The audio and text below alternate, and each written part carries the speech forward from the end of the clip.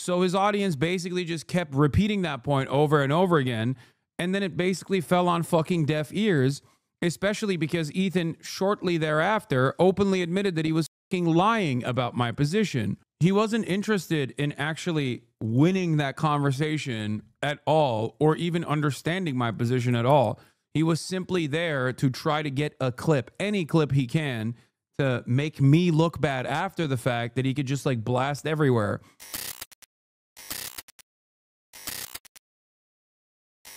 I want to watch this. I was in Ethan Klein's and Hasan Piker's debate. Ethan played a clip of Hasan reacting to a video of mine in which I refuted Ethan's dishonesty and omission surrounding the Nakba. We'll get back to this, but let's just say there's a reason why Ethan cut my clip off where he did. I'm going to be making this quick and hopefully short video to disprove Ethan's mischaracterizations of the Nakba and the events that contextualize it. His dishonest representation. Not a skip. This has nothing to do with Ethan and everything to do with a major point of contention about the Nakba and the double Nakba theory. Iraqi-Israeli historian Avi Shleim and his book From friend of the show, and to Overzealots. contend with the blatant racism Ethan displayed during that segment. I'm not going to get into iDubbbz's content cop or the whole swastika sword that is and isn't a swastika mess. It's not a swastika, and you know it's not a swastika. I mean, it literally is a swastika. I genuinely thought it was a swastika memorabilia. Do you think I would keep it in my house? Dude, you're being so obtuse. I know it's not a swastika. I'll pass on Schrodinger's swastika and stick only to Ethan's ahistoricity. Right off the bat, Ethan falsely conflates the Nakba, the ethnic cleansing of Palestinians, with the emigration of Jewish people from the MENA region to Israel. Why are you soy liberal chatters afraid of Decline and the Raider? They're understandably f***ing annoyed listening to Ethan Klein over and over again and seeing his face over and over again. I get why. Made this claim in his content nuke. After all, Israel is a country of refugees. If the Jews didn't come from Europe after the Holocaust, they came from the surrounding Arab countries that expelled them in massive amounts. I have family who fought in Yemen, seen the sites firsthand, been on the ground myself. Even they dislike the Houthis and will fight them, but they can agree with you, myself included, about what you said about the Houthis. Appreciate you for the honesty. Yeah, I know people from Yemen. They're not Shia. They're not exactly fond of the Houthis. Their family members might have even fought the Houthis at a certain point. There's a reason why Yemen is united on this. The only guy who doesn't agree with me that's from Yemen is that one guy who lives in Israel now. What is it? Luai Ahmed or whatever, who of course Ethan posted about because he loves a good token. Or Sweden. Following the 1948 war. In fact, there was more Jews displaced than Palestinians during the Nakba. 1 million Jews. And decided to stand by it during his debate with Hasan. You said, in the context, puke. There was more. You said, this was the worst thing I did, so let me play it, okay? And then we can discuss. In fact, there was more Jews displaced than Palestinians. This was one of the worst pieces of misinformation I've seen in the context, puke, for the record. It was crazy. This specific... So Mike, again, nicely done. Let this guy hold your hand and formulate your opinions, but he's not here to help you, okay? So you tell me what was wrong with what was misinformation about saying that 900,000 Jews were displaced? He presents these two distinct situations, the ethnic of Palestinians and the displacement of Arab Jews, as if they're morally symmetrical when they're not. And to support that argument, he cites the work of Avi Shleim, specifically Shleim's book, 3 Worlds. Ethan carefully frames his question to Hasan by asking, what was misinformation about saying that 900,000 Jews were displaced? But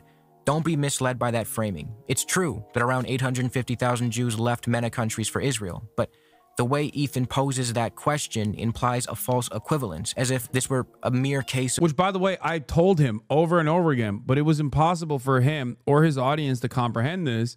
And the reason why it was impossible for him or his audience to comprehend this is because they also believe the exact same thing that Ethan believes, which is that Arabs are a f***ing monolith, and that all of these other countries, regardless of who was controlling those nations at the time, half of the countries that he literally points to were under colonial rulership.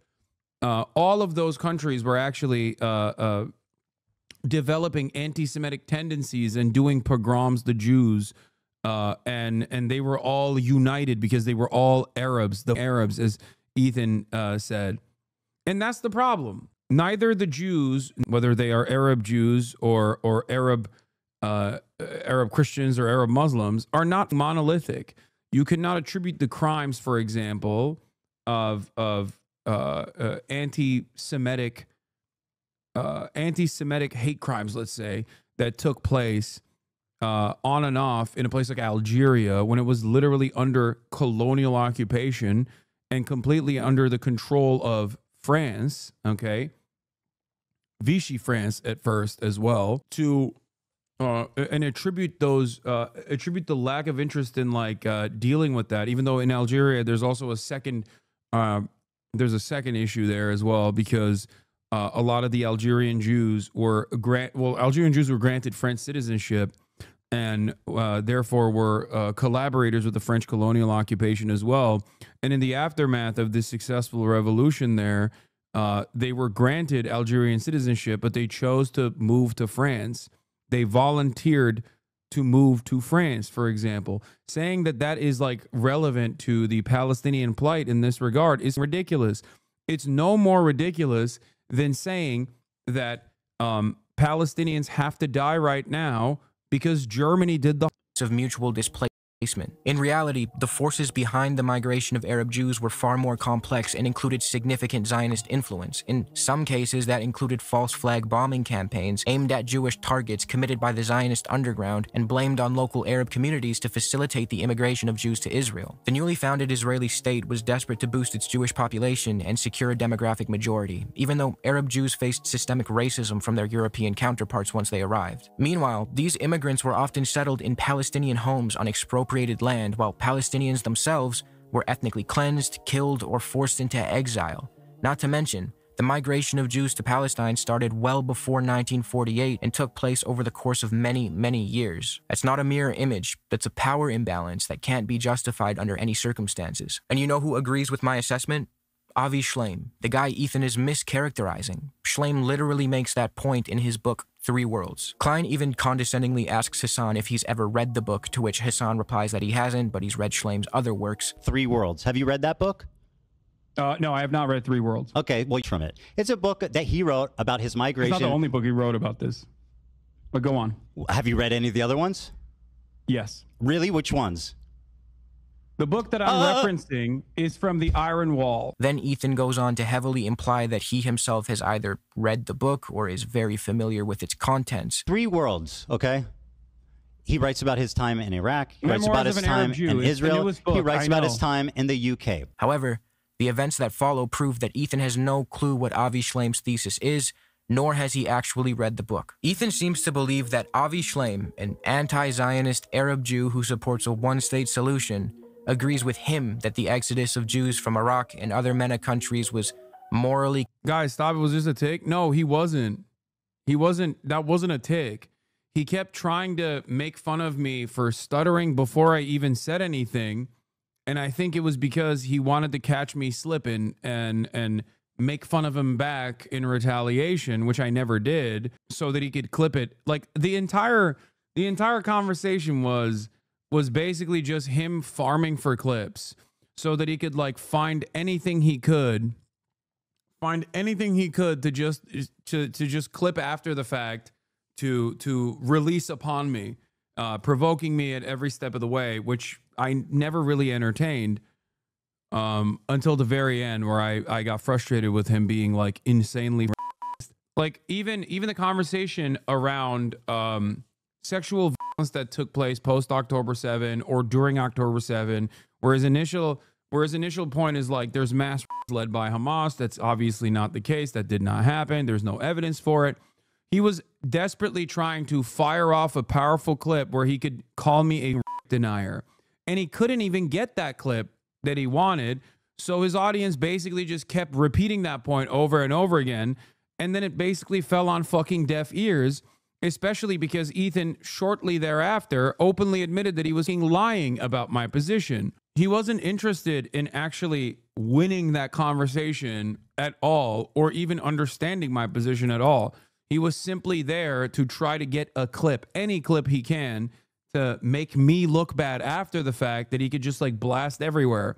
But because he was not able to do so over the course of basically a 5-hour and 30-minute conversation, all of his gotchas fell flat.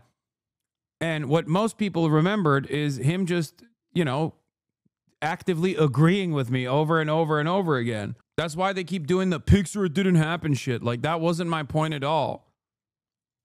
Comparable to the Nakba and simply caused by Arab racism and ideological anti-Semitism, but Schleim actually argues the opposite. In Three Worlds, he contends that ideological anti-Semitism was a European malady that later infected the Near East. He attributes the hostility toward Jews in Iraq and other MENA countries to the political fallout from European project and the ethnic cleansing of Palestinians, not to some ingrained ideological Arab anti-Semitism. Iraq, after all, had a long-standing, well-integrated Jewish community. As I said, Ethan opens this segment by downplaying the Nakba and conflating it with the Jewish exodus from MENA countries. He cites Schleim to justify this moral flattening, but if he'd just let my video play for a few seconds longer, he'd have seen this direct quote from Three Worlds, the very book he claims to be familiar with. I want to quote Avi Schleim once more in regard to this claim. Zionists are driven by the propaganda need to portray the Jews as the victims of endemic Arab persecution, a portrayal that is then used to justify Israel's own atrocious treatment of the Palestinians. A rich, fascinating, and multi-dimensional history is thus reduced to a quest for ammunition to use in the ongoing war against the Palestinians. This trend reached its climax with the manufacture of the narrative of the Jewish Nakba. According to this narrative, the forced exodus of 850,000 Jews from Arab countries after 1948 amounted to a catastrophe, a Jewish Nakba, at least on par with, if not more devastating in its consequences, than the Palestinian Nakba. Variously called the Forgotten Exodus, the Forced Exodus, or the Double Exodus. I think Ethan genuinely lied about reading the book. How could you possibly misinterpret this? No, of course he didn't read the book. What are you, fucking stupid? No. He got someone in his Discord server that is like all of the loner box and Bad Empanada Haters support group Discord server to basically feed him certain lines. He clip-chimped everything. He clip-chimped Nelson Mandela. Some of the things that he actually clipped out of context I was very familiar with, so I was able to immediately go play out the rest of the fucking clip. You think he fucking sat down and read Three Worlds? If he did, he would be a fucking anti-Zionist. If he sat down and read a single fucking Avi Schleim book, he would already have developed a much better understanding of Israel's inception and also the dynamic of Arab Jews in Israel as well, and how devastating that was, and how Israel is in its inception and in perpetuity, a white colonial, white supremacist settler colonial enterprise that heavily wanted to de-Arabize the region and westernize it. A big part of like even ruining the olive trees and rebuilding Israel in the image of the West that actually destroys the ecology of the region. That is part of the reason why the wildfires are so fucking devastating in Israel is directly because of this. They don't just like remove Arab words and slap on Hebrew to the neighborhoods. They also burn down the fucking villages in their entirety and engage in ecocide and plant European trees that dry up way faster than the natural olive trees would, the natural fauna would, which cause way more devastation when wildfires take place. It's a self-own every step of the way. The purpose of this narrative is to create a false symmetry between the fate of two communities. This narrative is not history, it's the propaganda of the victors. Honest history has to acknowledge the part played by all the governments concerned in causing this man-made tragedy. The main difference is that the Palestinian refugees, for the most part, were ethnically cleansed by the Israeli armed forces, whereas Arab Jews, with a few exceptions, were given by the Arab governments the option of leaving or staying. So right fauna or animal? Sorry, flora. Fuck. ESL. Schleim argues against Ethan, and since this specific quote was inconvenient for Klein, he acted as though it didn't exist. I'm fairly certain he saw it because he played a clip of my video and then he quickly turned it off before the quote appeared on the screen. No, I don't think he even saw that. I think you're giving him too much credit. I think someone else clipped it for him. Also, it's literally only 17 pages into the book. Ethan, you only had to actually read one chapter. On the page prior, Avi says that the history of the Mizrahim has been deliberately distorted to serve Zionist propaganda, and Ethan is proving his point. Avi's central argument is that design. But I knew the basic thrust of the fucking book from one, knowing about Avi's previous works, and also listening to him talk about the book because he's gone on a book tour since he released the book.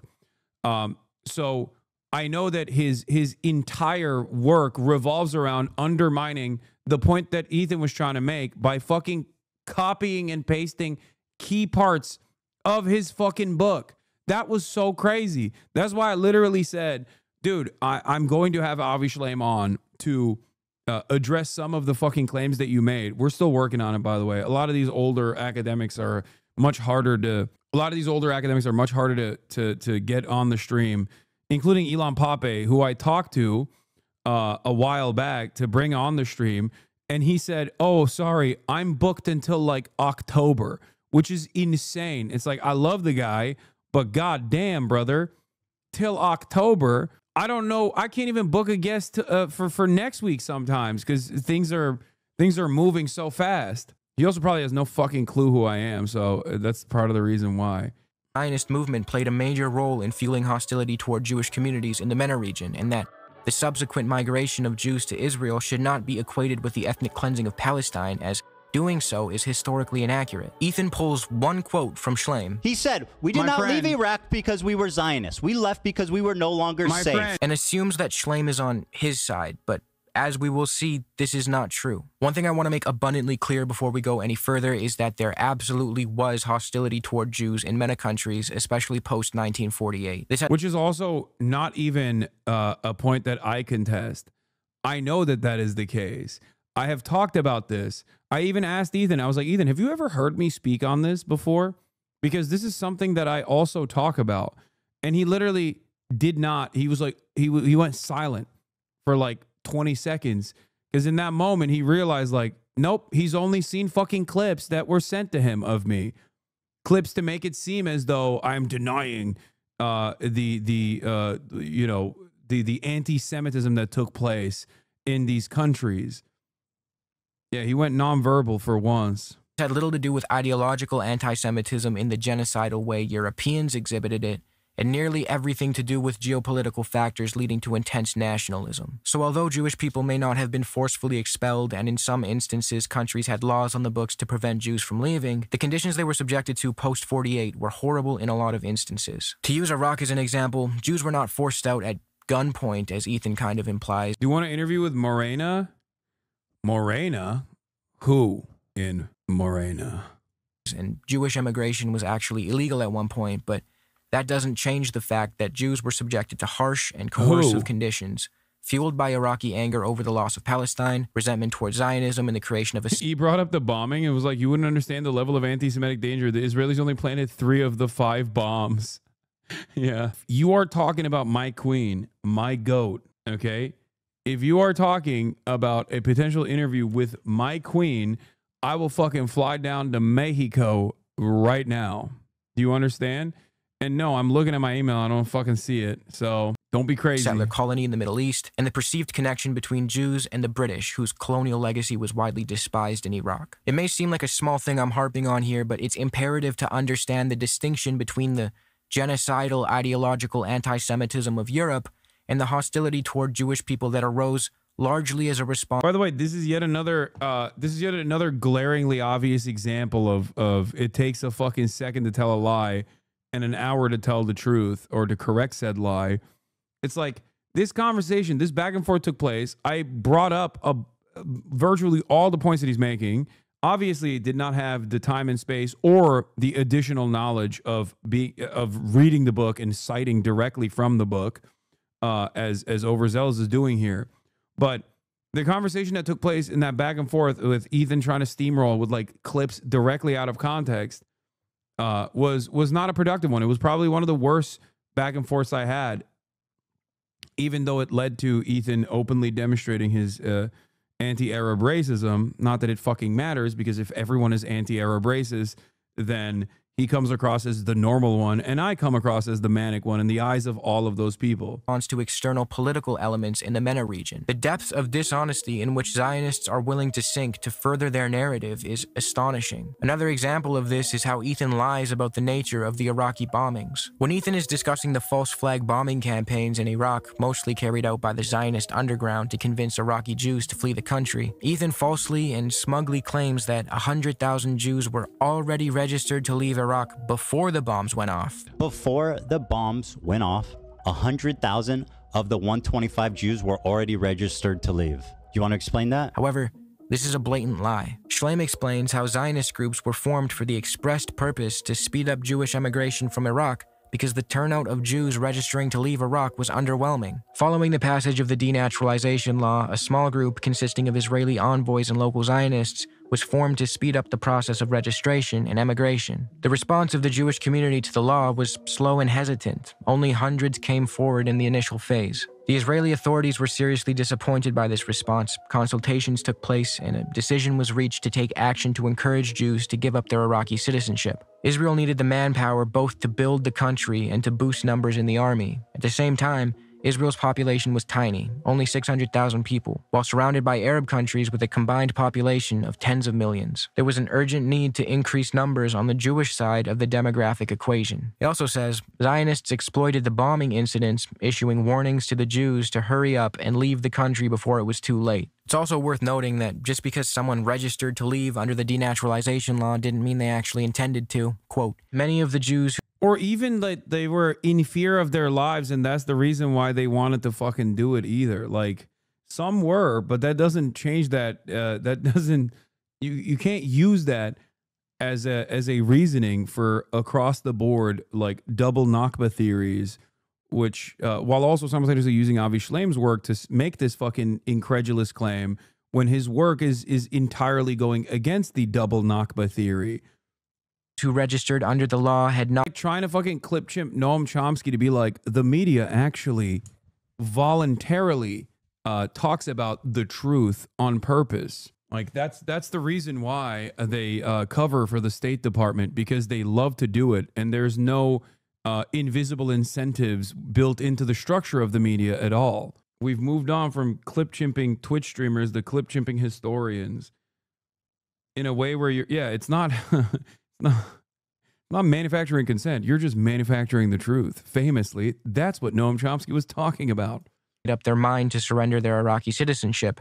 They simply wanted to give themselves a way out should the situation become intolerable. So no, 100,000 Jews were not registered to leave before the bombs. I'm assuming Ethan probably read this Wikipedia article and came across this quote by Moshe Gat that says, just over 105,000 Jews had registered to leave by 8 March, and Ethan probably just stopped his research there. However, if you read the book in which Gat's quote comes from, Gat is referring to the year 1951. The bombing started on April 8th of 1950. Maybe Ethan just quote sniped from the wiki without proper research. That's the only way I can rationalize how he came. Once again, this was not done by Ethan.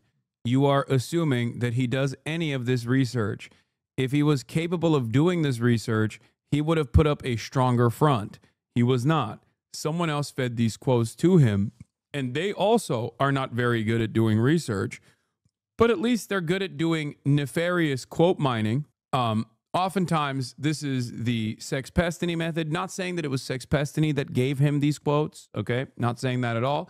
But this is a method that he engages in where he relies on the other person not immediately being able to recall exactly what quote you have mined in an effort to present himself as the foremost authority on the subject matter.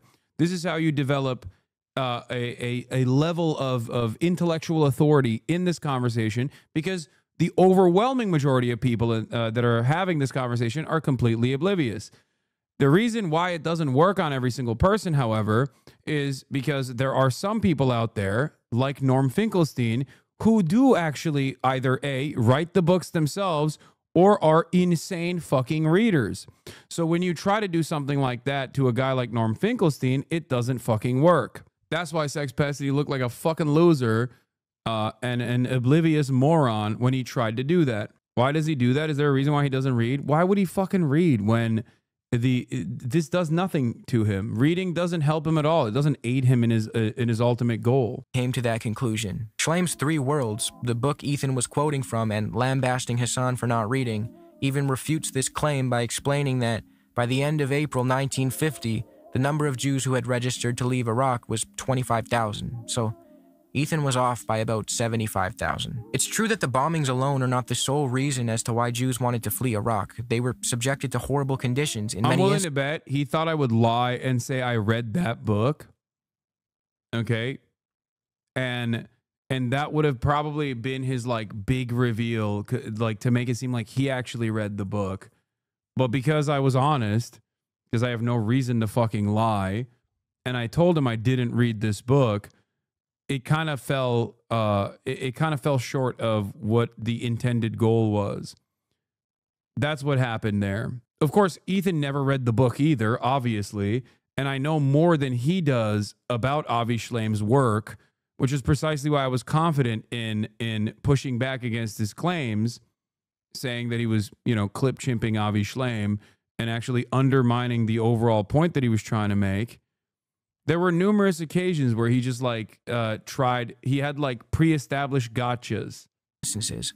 It's 100% accurate. Avi Shlaim concedes that point, but the bombs did play a role. As Avi Shlaim put it, there was a direct correlation between the bombings and the rise in the number of applicants to emigrate from Iraq. Shlaim alleges that the majority of the bombings were committed by Zionist forces, and they, along with the rest of the bombings, were opportunistically utilized to serve Zionist propaganda. Israel, which claimed to be a safe haven for Jews, was actively harming and harassing Jews across the region to serve the interests of their supremacist project. So when Ethan accuses Hasan of denying the flight of Arab Jews... You deny the flight, you deny the trauma of Middle Eastern Jews. I don't deny the flight, You Ethan. absolutely You don't deny the trauma. You are attributing... Ethan doesn't understand that Hasan is not denying anything. He's simply pointing out how the flight of Arab Jews ought not be used to offset or diminish the severity of the Nakba, which happens to be Avi Shlaim's assessment as well. Now, if you want to... Yeah, like one is a planned exterminationist campaign, okay, carefully crafted with numerous atrocities, and the other is a reaction to that planned extermination campaign from other wholly irrelevant groups, okay, entirely irrelevant groups. It's not the same at all. Like the Palestinians weren't in communications with like the Algerian Arabs or people in Morocco or people in fucking Yemen or any number of different places that Ethan points to, or in Iraq, right? The Palestinian Arabs were not like talking to the Iraqi Arabs and being like, yo, you got to kick these Jews out. You got to kill them. Let's all do it together. Like that's not how this worked. If it was a direct analog, if it was actually something that you could use in comparison, there would have to be a direct line of communication and a planned extermination of Jews or ethnic cleansing campaign of Jews that the entire Arab League got together and engaged in. This reaction was not systematic ethnic cleansing in the same way that Planned Dalit was. The Mena Aliyah is not comparable to the Nakba. It reminds me of the double genocide theory in the USSR and Nazi Germany. No, that's exactly what I said. That's what I said after my review of the debate. It's the same as the double genocide theory.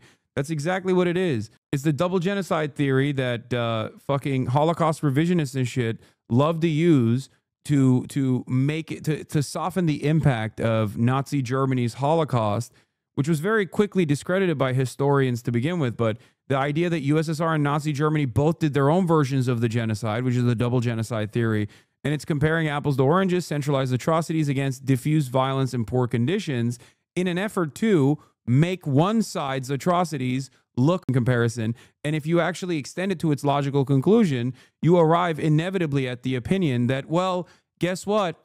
Way more people died under communism. The USSR killed 7 quintillion people, as opposed to the Nazis only killed like 15 million in the concentration camps.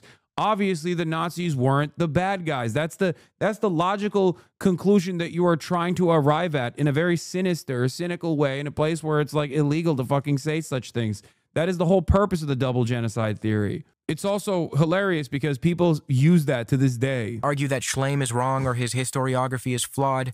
That's another conversation. But we're talking about Shlaim because Ethan was the one using his book as an authoritative account. Even though Hasan didn't include all of what I just said in this video during his debate, and frankly, Ethan probably wouldn't have been receptive to it at that moment, Hasan's argument that Iraqis are not Palestinians You're no longer safe. Iraqis are not Palestinian! and therefore Palestinians shouldn't be punished for actions taken in Iraq was the appropriate argument to make, in my opinion. Nothing that happened to Jewish people across the MENA region justifies what happened to Palestinians. It doesn't justify the fact that Palestinians were made refugees while Jews from the MENA region were able to settle in Palestine and expropriate Palestinian property. When Ethan reduces Iraqis, Morocco... Of course, for the record, the double Nakba theory works if you're a Zionist, Because what is the like major atrocity that took place that justifies the inception of the Israeli state as a Jewish nation state for Zionists? It's the Holocaust, right?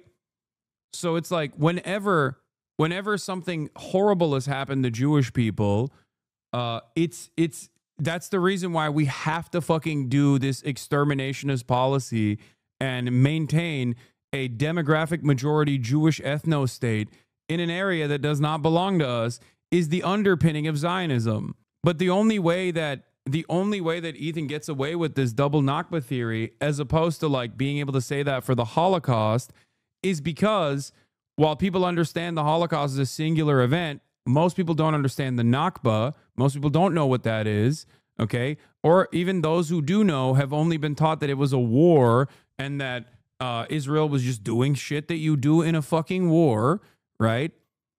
It was just war shit, and the victims were also Arabs, and therefore, obviously, who gives a fuck? Whereas in his eyes, you can't justify that to the you can't justify the Holocaust is the reason why Israel had to exist to like average people, especially at this point, because they'd be like, okay, but the Germans have nothing to do with the Palestinians.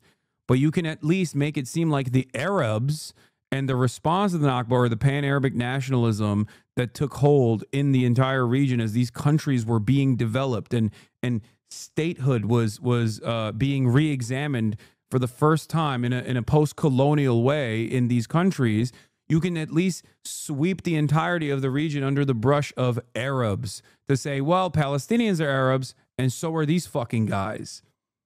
You're relying a lot on people's lack of knowledge and also their racism. You're relying on their bigotry. This is the underpinning of reactionary propaganda. This is precisely why I always say Ben Shapiro has a much easier go at it to fucking make an argument by just simply pointing the shit and going, it's common sense. It's just common sense, because all you need to do is lean on pre-existing biases that people have. This is why leftists always are on a back foot, because we do not have, most people don't have this accurate understanding of the shared history that we live in. And therefore, you have to literally, one, fight for the humanity of Palestinians, to establish the humanity of Palestinians, to develop an accurate assessment of historical events at a time when the other person is basically relying on bigotry that everyone shares, okay? And you have to be able to do so in a way that is charismatic and not convoluted, and also will penetrate the consciousness of a lot of people who have been primed to fucking assume that all Arabs are a monolith and scary and Muslim and barbaric. Not to say that because it's difficult, you shouldn't try, but, you know, just explaining to you the structural hurdles of leftist thought and leftist debate in general. Americans, Egyptians, Palestinians, and others into a single monolith, calling them simply fucking Arabs, anti-Semitic There you Arabs. go. He tacitly justifies the crimes committed against Palestinians by lumping them in with other groups and making them pay for the wrongdoings of others. This is also a tactic used by the Zionist project to avoid responsibility for compensating Palestinians for the property they lost and are still owed. Ethan actually does this exact thing in the debate. He equates the loss of Jewish property across the region to the ethnic cleansing of Palestinians and the expropriation of their property. How would they lost assets, their lost property? Even though the ethnic cleansing of Palestine had already begun well before the Nakba. Quote, Israel came under strong international pressure to allow the 750,000 Palestinians who became refugees in 1948 either to return to their homes or to receive compensation. Israel flatly rejected the right of return. This left the alternative of compensation, but this too is... The reason why they were reluctant to concede on compensation was specifically because this would require them to take recognition, ownership over the Nakba, and that would yield additional legal complications down the line. Israel was extremely reluctant to concede. In this context, the idea arose of offsetting the property left behind by the Palestinian refugees against the property of Iraqi Jews. Again, Arab Jews got Palestinian land and property. Palestinians got ethnically cleansed. This is not the same. Also, It's worth mentioning that many of these MENA countries were under European colonial rule during this time. The fact that Ethan actually tries to make this double exodus Jewish Nakba point in both his content nuke and in his debate with Hasan. You brought that up deliberately to say more Jews were displaced than Palestinians I think that's were. an interesting fact that you clearly don't fucking ever want to mention because it really messes up your beautiful little narrative. All while citing Avi Shlaim, who openly detests this conflation, is a testament to either Ethan's stupidity or his dishonesty. It's important to understand that reducing this issue down to mere Arab anti-Semitism overlooks the actions of all the actors involved and flattens the complexity of the situation in a way that plays a role in justifying what happened to the Palestinians. To show you once more what Shlaim said about conflating the Jewish plight with the ethnic cleansing of Palestine, the purpose of this narrative is to create a false symmetry between the fate of two communities. This narrative is not history, it is the propaganda of the victors. The main difference is that the Palestinian refugees, for the most part, were ethnically cleansed by the Israeli armed forces, whereas the Arab Jews, with a few exceptions, were given by the Arab governments the option of leaving or staying. Poor form of Ethan to skip past this while bastardizing Avi Shlaim's book. I don't think Avi would approve of this conflation while also claiming that the Arabs were responsible for creating Zionists. The Arabs created a million Zionists because they're anti-Semitic. In reality, the Zionist project, underway since the 1800s, was one of the factors that contributed to the rise of pan-Arab nationalism, not the other way around. Again, my point here is not that there was no hatred toward Jewish people in the MENA region. It is not that the Iraq reason for Jewish flight from Iraq. My point is simply to illustrate how Ethan... By the way, the reason why I present the Iraqi bombings by the Zionist underground is not to say that that was the reason why all of the Jewish people chose to leave Iraq. The reason why I mention that, and is the same reason why Avi Shlaim mentions that, it is because it shows with conclusive evidence that a mass exodus of Jews from all of the MENA region was an absolute necessity, even though Israel reluctantly were bringing the Jews in because they were Arab Jews and were considered lesser than, what was Ben Gurion's initial take on it? Like, they were like the dust of the desert or something. But they needed more manpower to develop the ethno-state. They needed a larger population to maintain their demographic considerations, to maintain their demographic goals. The reason why I bring that up is to suggest that this was beneficial, if not sometimes directed by the Israeli government itself. That's it. And it's not the only instance where Israel actually did this from other countries in the MENA region as well. Is an unreliable source. Avi Shlaim invokes his authority and then bastardizes his work so thoroughly that he ends up arguing for the exact opposite of Shlaim's thesis. The comparison between the Nakba and the Jewish flight to Israel is deeply flawed. The Zionist project had been underway for decades prior, and pan-Arab nationalism was largely a reaction to it, as well as to broader European meddling. Jews who fled MENA countries were able to settle in Palestine and expropriate Palestinian homes and property. Palestinians, on the other hand, were violently displaced, denied return, and are still denied that right to this day. These are asymmetrical situations, and trying to force a false equivalence between them amounts to Nakba denialism. Anyway, this shit is agonizing to go through, but before I end the video, I want to quickly move to another topic that Ethan and Hasan briefly touched on, the comparison between Israel-Palestine and apartheid South Africa. I don't want to get into the whole would Nelson Mandela support violent resistance debate. It feels kind of awkward and distracts from the more important point, which is the conditions in apartheid South Africa were significantly different from what we see in Palestine today. As Noam Chomsky argued,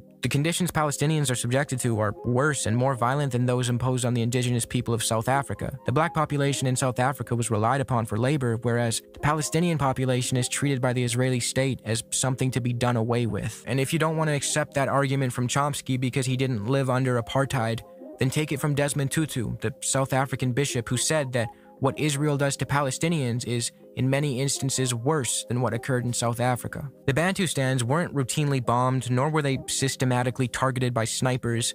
There was absolutely violence and horrific, unforgivable atrocities committed against the black population of South Africa, but they were for labor. They didn't experience the kind of regular, indiscriminate assaults that Palestinians face today, the so-called mowing of the lawn. This difference alone makes the Nelson Mandela comparison inapplicable in my opinion. The conditions Palestinians are subjected to are far more violent, and as a result, the response is bound to be more violent as well. It's an unfortunate reality, but the blame ultimately lies with the occupying force. Those who maintain apartheid structures and uphold an oppressive system are responsible for the violence that system produces. As Frantz Fanon wrote in the opening line of The Wretched of the Earth, decolonization is always a violent event. Anyway, I am done talking about Ethan Klein unless he responds to one of my videos. Funnily enough, the only one who responded to the